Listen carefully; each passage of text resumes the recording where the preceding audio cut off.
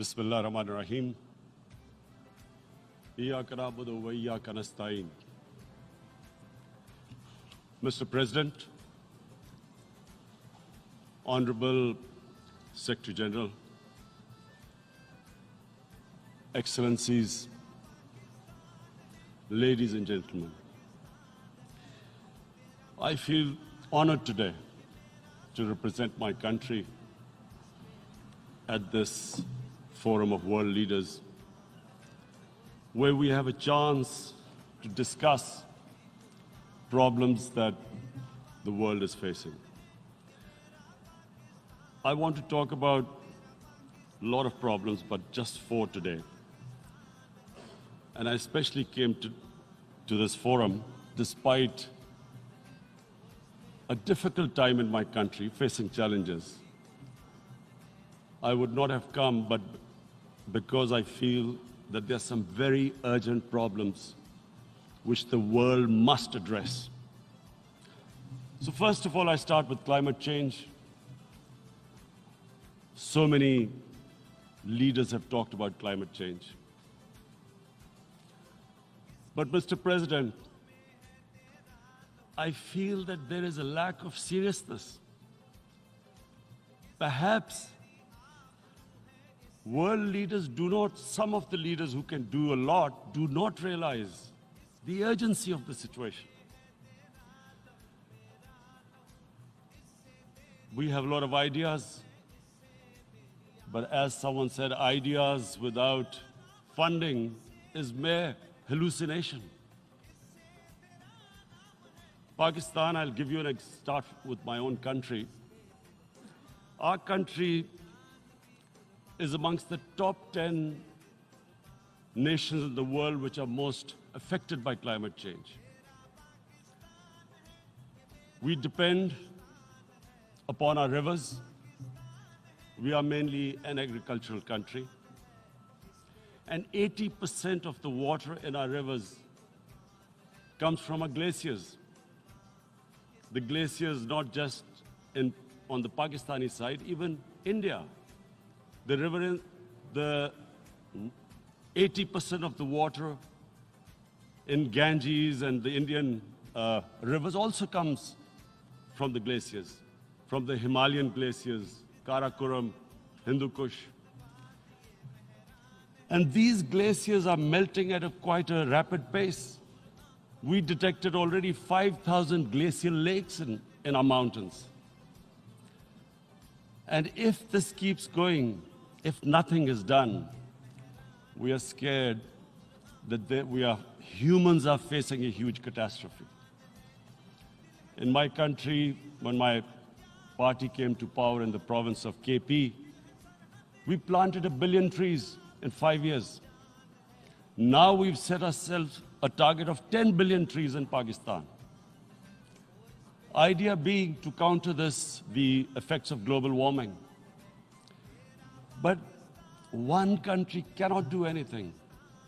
This has to be a combined effort of the world. My optimism comes from the fact that humans, the Almighty has endowed humans with great powers. We can do anything, provided our survival instinct is stirred up. And this is really what I hope that the United Nations will take a lead in this. There must be more emphasis.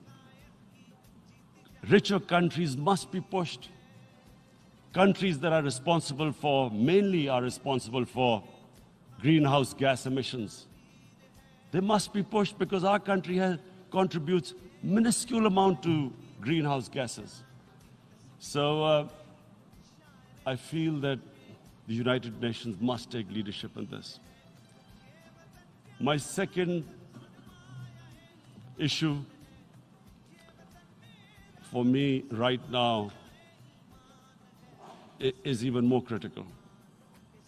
Mr. President, every year, billions of dollars leave the poorer countries and go towards rich countries. billions of dollars siphoned off by the ruling elites of the developing world. And they find their way into Western bank accounts, offshore accounts, tax havens, expensive properties hidden behind companies bought in Western capitals. Mr. President, this is devastating the developing world. This is causing more poverty, debts.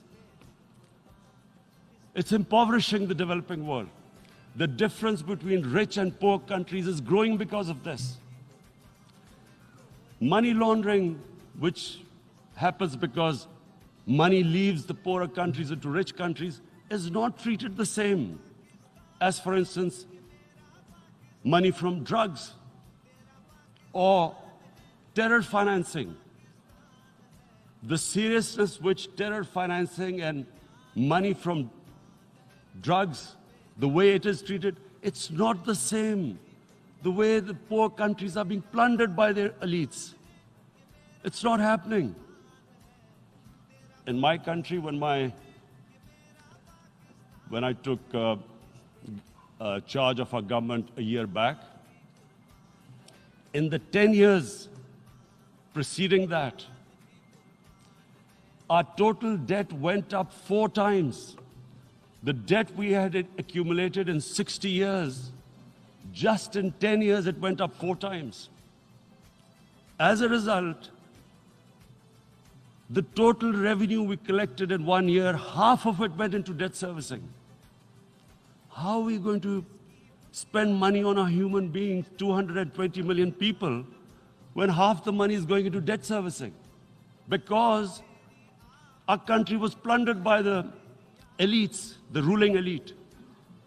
And easily they could get the money out. And when, Mr. President, we located properties in Western capitals bought by this money through corruption and money laundering, located the properties of these corrupt leaders, we find it so difficult to retrieve it. That money, if we retrieved that money, we could spend on our human beings. But it's so difficult. The laws protecting these criminals. We do not have the sort of money to have expensive lawyers and spend millions and millions of dollars. We need help from the rich countries. And Mr. President, it's critical. The rich countries must show political will. They cannot allow this to happen. How can the poor countries spend money on human development, which the United Nations asks, SDG? How are we going to do it when this money can easily leave our countries? So, unless the rich countries intend to build walls to stop economic refugees coming as we see right now, they must take action. They must take action now. It must be a deterrent. Corrupt ruling elites should not be able to take money out easily and park it into foreign bank accounts and into these properties abroad. And I never understand why. Why do we have these tax havens? Why is this allowed? Why shouldn't rich people pay taxes? Why is it legal to have these tax havens where you have these secret accounts? Because, the world is changing. The population of the world is growing. Sooner or later, you're going to have a crisis. If the poor get poorer and the rich get richer, there is going to be a crisis sooner or later. So this is my second point. I hope that the United Nations takes a lead in this. It involves the IMF, the World Bank, Asian Development Bank. They must find a way of stopping this plunder of the developing world. My third point is Islamophobia. There are 1.3 billion Muslims in this world. There are millions of Muslims living in other countries, European countries, in the US, as minorities. Islamophobia since 9/11 has grown at a pace where it is alarming. Human communities live together. There should be understanding amongst them. But Islamophobia is creating a division. Muslim women wearing hijab, it's become an issue. It's become an issue in some countries. Hijab is some sort of a weapon. A woman can take off her clothes in countries, but she can't put on more clothes. How is this happening? Because of Islamophobia. And how did this Islamophobia start? After 9/11. And why did it start? Because certain Western leaders equated terrorism with Islam. Islamic terrorism. Radical Islam. What is radical Islam? There is only one Islam, and that is the Islam we follow of Prophet Muhammad sallallahu alaihi wasallam. There is no other Islam. Radical Islam, Islamic terrorism, what message did they send to people in the West? And why is there Islamophobia?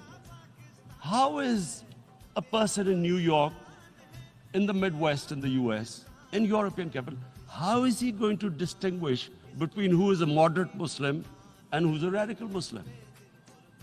Because terrorism has nothing to do with any religion. This Islamic terrorism, Islamic radicalism, and sadly used by leaders, this has been the main reason for this Islamophobia. And it has caused pain amongst Muslims. We in Muslim countries watch this Islamophobia traveling abroad, and it's getting worse. And may I just say, Mr. President, that in European countries, it is marginalizing Muslim communities. And we all know that marginalization leads to radicalization. Some of the people who ended up as militants in Syria and other places were from marginalized Muslim communities. And my point here is that we must address this issue. I'm sad to say that we Muslim leaders have not addressed this issue either. After 9/11, when this thing came about war against radical Islam, rather than Muslim leaders trying to explain to the West that there is no such thing as radical Islam, in all human communities, they are radicals, they're liberals and rest are moderate. All human communities, Christians, Jews, everyone has it. But Islam is not radical, neither Judaism, neither Christianity, neither Hinduism. No religion preaches radicalism. The basis of all religion is compassion and justice, which differentiates us from the animal kingdom. But unfortunately, the Muslim leadership was so scared of being called radical Islam that all of them became moderates. In Pakistan, we were in the eye of the storm, and our government coined a phrase called enlightened moderation. No one knows what it meant, but everyone started putting on Western suits that they were moderates, started speaking. Even those who didn't know English would speak English because they were moderates. No one had a clue what it was, because we, in the Muslim world, did not explain to the West that there is no such thing as radical Islam. One of the reasons why, after 9/11, Islam was supposed to be equated with terrorism was suicide attacks. Because the 9/11 bombers did a suicide attack, all sorts of theories came up that the Muslims are involved in suicide attacks because they will get virgin in heavens. Some came up with, what about women suicide attackers? So this bizarre thing happened. No one explained. Suicide attacks and Islam were equated. No one did research that before 9/11, the majority of suicide attacks in the world were by Tamil tigers, who were Hindus. No one blamed Hinduism, and quite rightly. What has Hinduism got to do with what desperate people were doing in Sri Lanka? We all know about, we've seen films about Japanese kamikaze pilots at the end of the Second World War doing suicide attacks. No one blamed the religion. But here we were trying to prove we were moderates and not explaining to the West. But the most important thing I wanted to say here today, in explaining this Islamophobia, Mr. President, and I feel it's very important because I've spent, because of I played professional sport in England, I spent a lot of time there, so I know how the Western mind works and how West views religion. So where the misunderstanding about Islam came, and one of the reasons it caused Islamophobia. That was, in 1989, this book was published, maligning, insulting, ridiculing our Prophet Muhammad sallallahu alaihi wasallam. And there was a reaction in the Muslim world. The West couldn't understand what was the problem. Because in the West, because I have spent so much time in the West, religion is perceived completely differently. They don't look upon religion like we do. And so Islam was supposed to be an intolerant religion. It was against freedom of expression. And Islam took a real beating 30 years ago. I still remember it became a watershed. And every 2 or 3 years, someone would malign our Prophet, peace be upon him. There would be a reaction by the Muslims. And again, it was Islam, an intolerant religion. Again, this time, I blame a certain section of the people in the West who deliberately provoked this, knowing the impact it would have. But the majority of the people in the West didn't understand. This is where, again, Muslim leadership let the Muslims down. We should have explained to them what our Prophet, peace be upon him, means to us. So in 1 minute, I'll try and explain what he means to us. Our Prophet was the witness to the divine book, the Holy Quran. The Holy Quran is the book of guidance for Muslims, and the Prophet's life was living the Quran. He was an example of what the Quran guided us to be. So he is the ideal we all try to get to. The Prophet created the state of Medina, the first state in Islam. That state was the basis of a Muslim civilization which became the predominant civilization for the next 700 years. And what was that state? I hear such strange things about Islam, that it is against women, it's against minorities. The first state of Islam in Medina, it was the first time a welfare state was set up. The state took responsibility of the weak, widows, orphans, poor people, handicapped. It taxed the rich, spent the money on the poor. The state announced that all human beings are children of Adam, hence equal, whatever the color of their skin.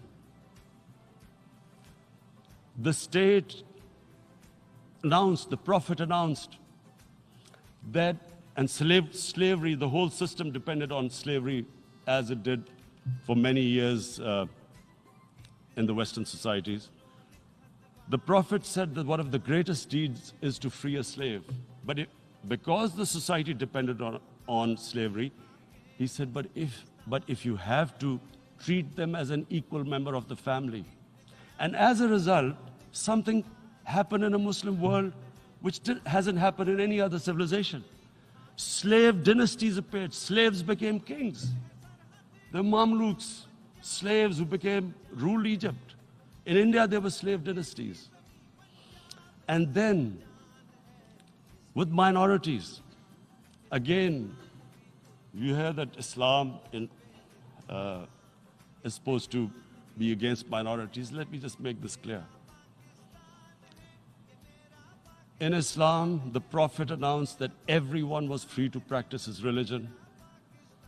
It was a sacred duty to protect the places of worship of all religions.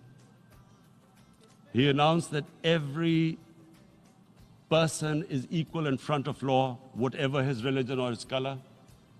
And this incredible case, and I always quote this, that the fourth Khalifa, the head of state of Medina, he lost a court case against a Jewish citizen. So, number one, it showed there was a rule of law, no one was above law.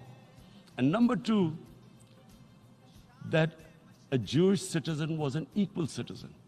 So, Mr. President, when a Muslim society is unjust to its minorities, it is going against the religion of Islam and our Prophet, peace be upon him. So, it is important to understand this. The Prophet lives in our hearts. When he's ridiculed, when he's insulted, it hurts. As we human beings understand one thing, the pain of the heart is far, far, far more hurtful than physical pain. And that's why the Muslims react. And I always thought that if I ever had this stage, I would try and explain this to the world community, especially to the Western community, because having lived in the Western community, people didn't understand this. When I first went as a teenager to England, there was a comedy film on Jesus Christ. It's unthinkable in Muslim societies. So we need to explain that, look, in a human community, we must be sensitive to what causes pain to other human beings. We have, in the Western society, and quite rightly, the Holocaust is treated with sensitivity because it gives the Jewish community pain. That's all we ask. That do not use freedom of speech to cause us pain by insulting our Holy Prophet. That's all we want. And now, the number fourth point, Mr. President, and this is the most critical point, is the reason why I especially came here. It is about what is happening in Kashmir. Before I go on this, I want to make one thing clear. That when we came to power, my first priority was that Pakistan would be a country which will try its best to bring peace. We had been through this war on terror. We joined the United States war on terror after 2001. And Pakistan went through one of its worst periods where 70,000 Pakistanis died and over 150 billion was lost to our economy. And Mr. President, I opposed the war because in the 80s, Pakistan had joined the Western countries in what was the freedom struggle then in Afghanistan against the Soviets. And it was funded by the Western countries. These Mujahideen groups, which were treated in guerrilla warfare, were trained by Pakistan Army, funded by the Western countries, and especially US, and they waged what was a freedom struggle in Afghanistan. The Soviets called them terrorists. We called them freedom fighters. 1989, the Soviets retreated. The Americans packed up and left. Pakistan was left with these groups. Come 9/11, Pakistan joined the United States in this war on terror. And now our government was supposed to, the reason why I opposed joining this war, because here we had indoctrinated them in jihad, meaning freedom struggle against foreign occupation. Now, because we had joined the US and the US had occupied Afghanistan, now we were supposed to tell them that no, this is not freedom struggle and jihad, it's terrorism. So that's why I tried to tell then government that, stay neutral, because you will have leverage over them. You will be able to control them. But if you join them, you become collaborators and they will attack you, which is what happened. They turned against us. We went through a nightmare. 70,000 people killed in a war we had nothing to do with. No Pakistani was involved in 9/11. Taliban were in Afghanistan. Al-Qaeda was in Afghanistan. What had we to do with it? 70,000 Pakistanis died. So when we came to power, we decided that we would dismantle what was left of these groups. And this decision was taken not just by us, but by all the political parties in Pakistan. Unfortunately, they didn't implement it. So we came to power, we decided to implement it, and we dismantled whatever was left of the groups. And I know that India keeps accusing us that there are these groups there. I would like the United Nations to send observers, see for themselves what we've done. No Pakistani government would have dared to do this because it would have created strife. But we decided that there would be no militant organizations in Pakistan. So I need to give you this background and to what I'm going to say later on. And secondly, we started mending fences. I invited the Afghan president. We developed a relationship with Afghanistan. We had problems with Iran. We mended fences there. And then India. Now let me just give you a little background about my relationship with India. Because of cricket, and cricket being it's a passion in the subcontinent, I had great following in India. I have friends in India. And I loved going to India. So immediately, when my party came to power, the first thing we did was to immediately reach out to India. And I spoke to President Modi and I said, look, we have similar problems. Climate change, poverty. Let's get together. Let's resolve our differences through trade. Let's build a relationship on trust. Prime Minister Modi told me that, there were terrorist attacks from Pakistan. I said, we have problems with you. There are terrorist attacks which we know are instigated by India in Balochistan. We caught a spy, Kulbhushan Yadav, who admitted what the sabotage going on in Karachi and Balochistan. So we said, look, let's leave that behind. Let's move forward. Our main priority should be our people. The highest number of poor people live in the Indian subcontinent. Unfortunately, didn't make any headways. Our foreign ministers were supposed to meet on this in the UNGA last year. India cancelled it. We thought that it's their election coming up. It's a nationalist, ultra-nationalist party. It doesn't want to cozy up to Pakistan. So we thought, okay, we'll wait till the elections. Meanwhile, a 20-year-old Kashmiri boy, whose father said was radicalized by the security forces in Kashmir, blew himself up on an Indian convoy. Immediately, India blamed us. I I spoke to the Indian public on television. I said, if you give us any iota of proof, we will immediately take action because we've clamped down on these groups. Rather than sending us any proofs, they sent their jets in, they bombed us.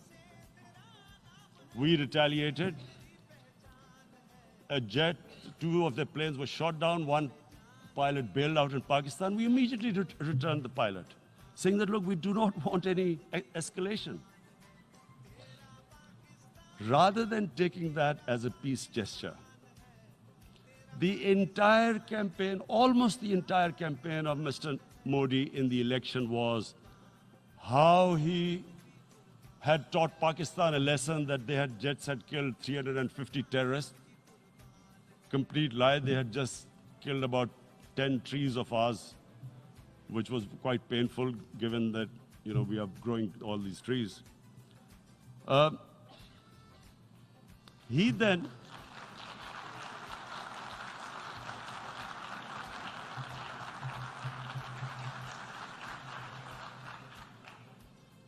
the election campaign, Mr. Modi used words like, this is just a trailer, the movie is about to start.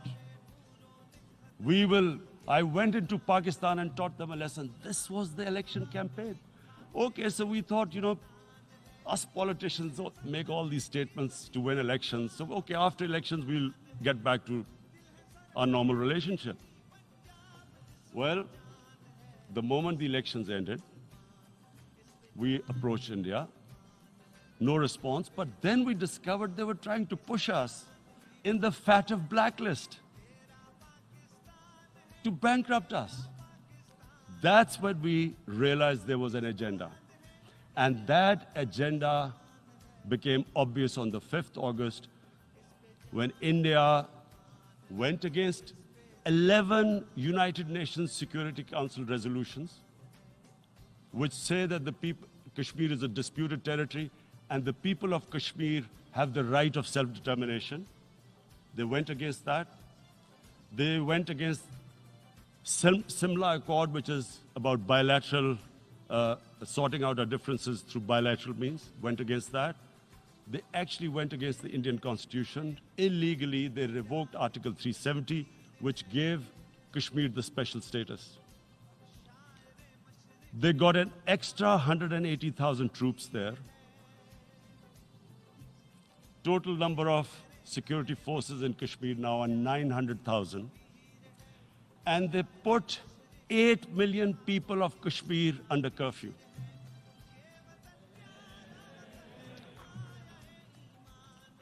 Mr. President, now I just briefly want to make the people understand how can anyone do something like this? And for that, I have to explain to you what is RSS. RSS, Mr. Narendra Modi is a life member of RSS. RSS was an organization that was inspired by Adolf Hitler and Mussolini, came about in 1925. They believed in racial purity, racial superiority. They also believed they were an Aryan race like the Nazi believed they were an Aryan race. All that I'm saying can be verified. This is the time of information revolution. You can Google all this, what I'm saying. But it is very important for me to explain this to you so you know what is happening in India. This RSS believed in the ethnic cleansing of Muslims from India. At one point, there was racial superiority of the Hindu race. Secondly, it was hatred for the Muslims and for the Christians because they believed that this golden age of Hindu civilization was stopped because of Muslim rule centuries back and then the British rule of India. So it was racial superiority and hatred for Muslims and Christians. This is openly stated You look at the founding fathers of RSS, Golwalkar and Savarkar. Just Google them and you'll find out.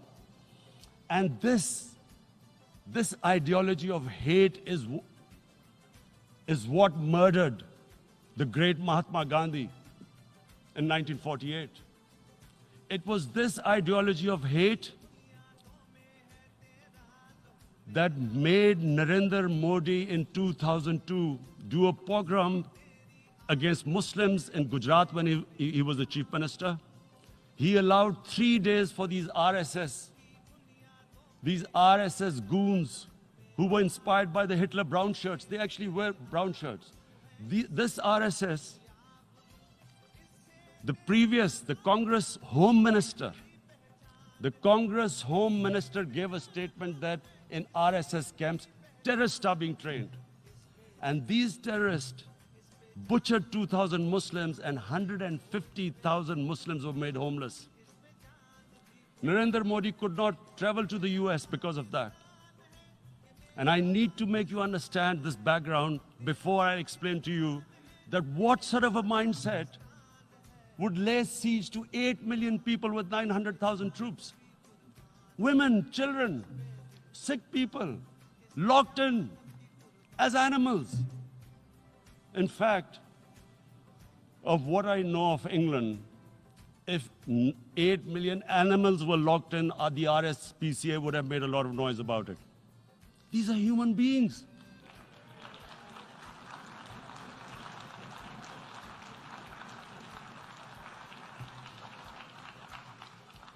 And Mr. President, what comes with racial superiority, these illusions of Aryan superior race, is arrogance. The two go together. And it's arrogance that makes people make mistakes and do stupid things. Cruel things like what Narendra Modi has done. It's sheer arrogance. And it's arrogance that has blinded him from the fact that what is going to happen when the curfew is lifted. Has he thought about it? This hasn't been thought through. What is he going to do when he lifts the curfew? Does he think that people of Kashmir will quietly accept the status quo because India has changed the constitution and taken away the special status? They'll accept that? Mr. President, 100,000 Kashmiris have died in the past 30 years because they were denied the right given by the United Nations, the right for self-determination. 100,000 have died and 11,000 women have been raped. There are 2 human rights, United Nations human rights reports on this. The world hasn't done anything because India is a huge market, 1.2 billion people. Sadly, the material prevails over the human. But this has serious consequences. Again, I repeat, that's why I'm here. Look, what is going to happen when the curfew is lifted will be a bloodbath. The people will come out. There are 900,000 troops there. They haven't come to, as Narendra Modi says, he's done this for prosperity of Kashmir. This is supposed to be for the development. These 900,000 troops, what are they going to do when they come out? There'll be a bloodbath. Has he thought it through what happens then? Mr. President, has anyone thought that what happens when there is a bloodbath? What do you think the impact will have on people of Kashmir? What do you think they will think? The way they have been boxed in their houses, treated like worse than animals, no rights. Thousands of all the political leadership has been arrested, taken out of Kashmir. Even those Kashmiri leaders who were pro-India have been taken out. 13,000 boys have been picked up and taken to God knows which destinations. So what do they think? What will the people of Kashmir do when they lift the curfew? They will be out in the streets. And what will these soldiers do? They will shoot them. They've already used pellet guns, blinded young boys. In the last 6 years, the 5 years, the oppression that has gone on in Kashmir. And so, Kashmiris will be further radicalized. Mr. President, there will be another Pulwama. And guess what? India will blame us. They're already blaming us. They're saying all this is happening because of Pakistan. One of their defense ministers said there are 500 terrorists lined up on the border to go in. Why would Pakistan send 500 terrorists when there are 900,000 troops? What impact are they going to make? What will they do? And why would? Don't we know that the moment there is some terrorist attack, all that will happen is there'll be further cruelty and oppression of the people of Kashmir. We will just give the 900,000 troops to further crush the people of Kashmir. And then we'll give the Indian government an excuse that, look, Pakistan is a terrorist state, and this mantra that has gone on, Islamic terrorism. The moment you use this catchword, Islamic terrorism, the whole world turns away. No one talks about human rights. You can do whatever you want, which is what has happened in Kashmir, because they keep using this word, Islamic terrorism. And this is what they're doing right now. What do we benefit from further increasing the cruelty on the people of Kashmir? And why would we want this? But there is no other narrative left for India. As when they lift the curfew, whatever happens, Pakistan will be blamed, and there is always a danger of another Pulwama. They might come and bomb us again, and then another cycle might start. And what does Narendra Modi think? That 180 million Muslims of India are thinking right now.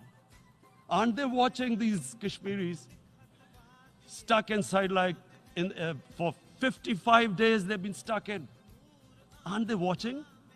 What do you think?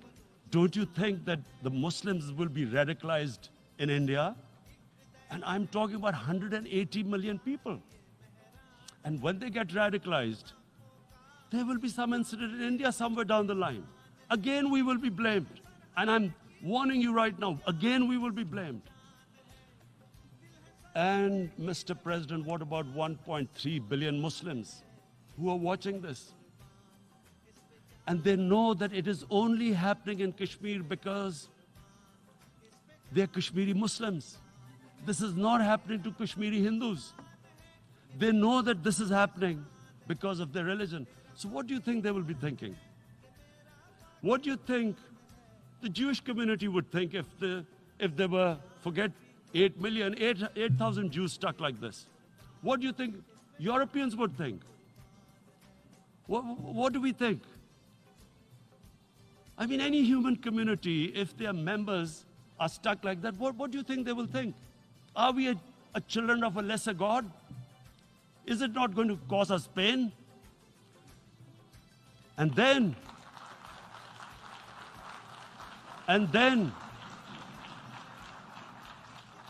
I'll tell you what will happen. People will, in the 1.3 billion Muslims, someone will pick up arms. I know we've been brought up with films, Western films. This good, decent guy doesn't get justice. He decides to pick up a gun and start seeking justice. There was a film made in New York, famous film called Death Wish. This guy gets mugged by and his family, his wife gets killed or something. He can't get justice. He picks up a gun and he goes around shooting muggers. And the whole cinema cheers him on. So what do you think the Muslims are thinking right now?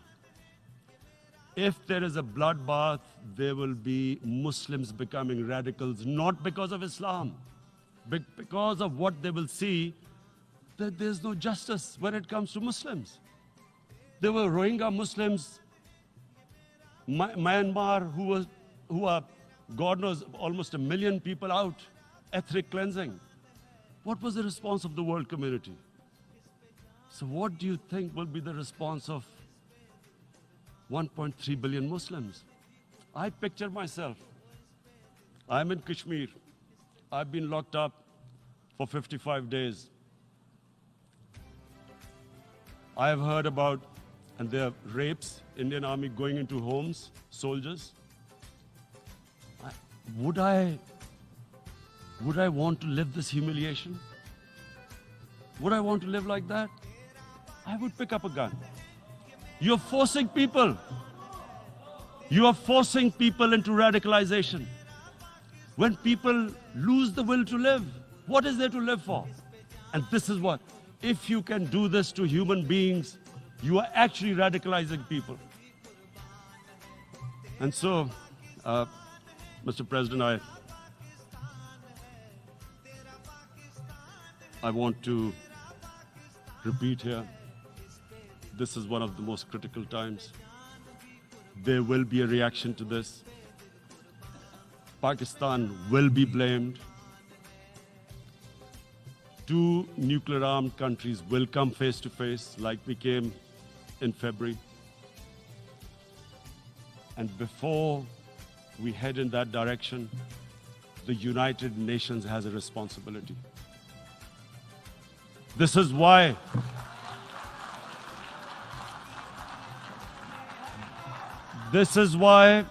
the United Nations came into being in 1945. You were supposed to stop this happening. I feel we are back to 1939, Munich. Czechoslovakia has been taken, annexed. What is the world community going to do? Is it going to appease a market of 1.2 billion, or is it going to stand up for justice and humanity?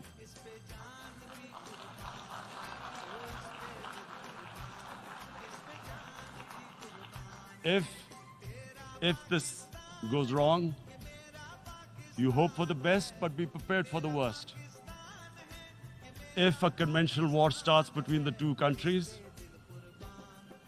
Mr. President, if a conventional war starts, and anything could happen, but supposing a country 7 times smaller than its neighbor is faced with the choice, either you surrender or you fight for your freedom till death, what will we do? I ask myself this question. And my belief is, La ilaha illallah, there is no God but one. And we will fight. And when